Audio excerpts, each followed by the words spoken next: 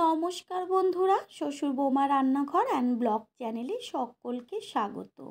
আজ আমি যেই রেসিপিটা শেয়ার করব সেইটা খাবার জন্য কিন্তু অন্য কোনো রকম তরকারি তৈরি করার দরকার নেই। এই রেসিপিটা তৈরি করলেই কিন্তু আর কোনো কিছুই সাথে লাগবে না, খেতেও লাগবে দুর্দান্ত।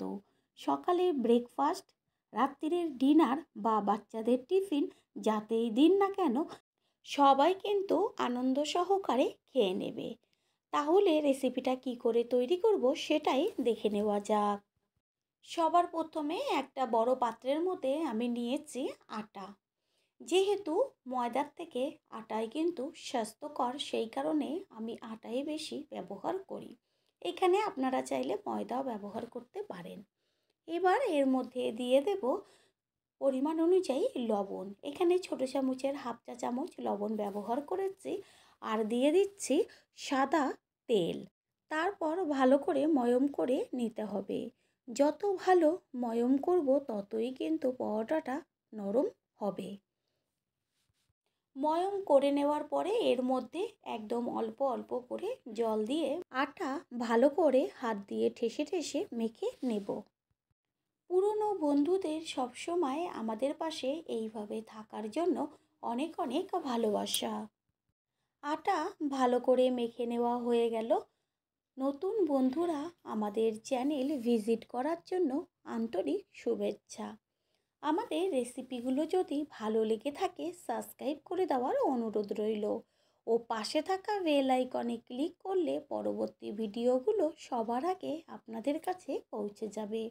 আর অন্যদিকে আটাটা মেখে রেখে দিয়ে এইখানে আমি ধনেপাতা, পেঁয়াজ আর কাঁচা লঙ্কা কুচিয়ে রেখেছিলাম আগের থেকে। এরপর এর মধ্যে আমি দুটো ডিম ভেঙে দেব। দুটো ডিম দিয়ে মোটামুটি 7 থেকে 8টা পরোটা কিন্তু তৈরি হয়েই যাবে। দেব হাফ চা চামচ লবণ, দিয়ে তারপরে একটা চামচের সাহায্যে সমস্ত কিছু একসাথে ভালো করে মিশিয়ে নিতে হবে। আটা যে মেখে রেখেছিলাম এবার তার থেকে লেচি করে নেব। যেমন রুটি করা হয় ঠিক সেই রকমই কিন্তু আটার লেচিগুলো করতে হবে। তারপরে হাতের তালুর মধ্যে পাকিয়ে গোল করে নিয়ে এবার আটা দিয়ে বেলে নেব। রুটি বেলে নিতে নিতে অন্যদিকে কিন্তু গ্যাসের ওভেনে তাওয়া বসিয়ে তাওয়াটা ভালো করে গরম করে নিতে হবে। তারপর রুটিটা বেলে নেওয়ার পরে ডিম যে সমস্ত কিছুর সাথে মিশিয়ে রেখেছিলাম এর মধ্যে রুটিটা আস্তে করে এপিট ওপিট চুবিয়ে নিতে হবে। তাওয়া গরম হয়ে গেছে, এবার তাওয়ার মধ্যে দিয়ে দিলাম সাদা তেল। তেলের পরিমাণটা একটু সামান্য বেশি দেব।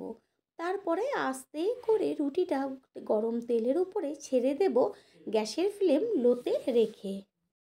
নিচের পিঠটা সামান্য একটু হয়ে গেলে পরে উল্টে দিতে হবে ওপরের পিঠটা হবার জন্য।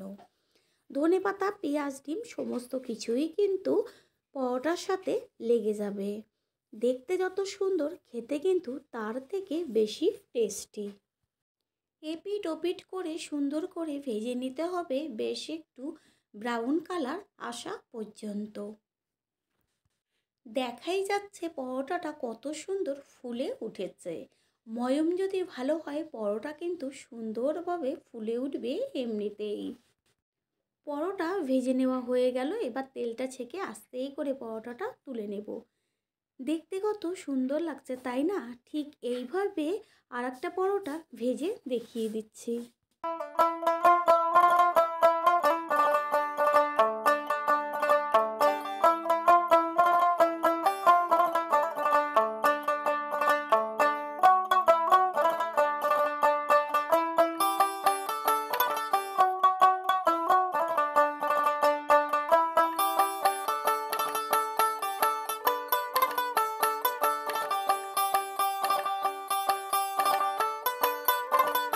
পরোটাগুলো সব একই রকমভাবে ভেজে নেওয়া হয়ে গেল। আশা করি রেসিপিটি ভালো লাগবে আর ঠিক এইভাবে পরোটা তৈরি করে সকলকে খাওয়াবেন, নিজেও খাবেন, লাগবে কিন্তু দুর্দান্ত, এটা আমি গ্যারান্টি দিয়ে বলতে পারি। আশা করি রেসিপিটি ভালো লাগবে। আর যদি ভালো লেগে থাকে একটা লাইক, কমেন্ট, পারলে একটা শেয়ার করে অবশ্যই জানাবেন। আপনাদের দেওয়া একটা লাইক ও একটা শেয়ার কিন্তু আমাদের কাছে অনেক অনেক গুরুত্বপূর্ণ। All friend, thanks for watching my video. আপনারা সকলে ভালো থাকবেন, সুস্থ থাকবেন। আবারও দেখা হবে অন্য কোনো রেসিপির এপিসোডে।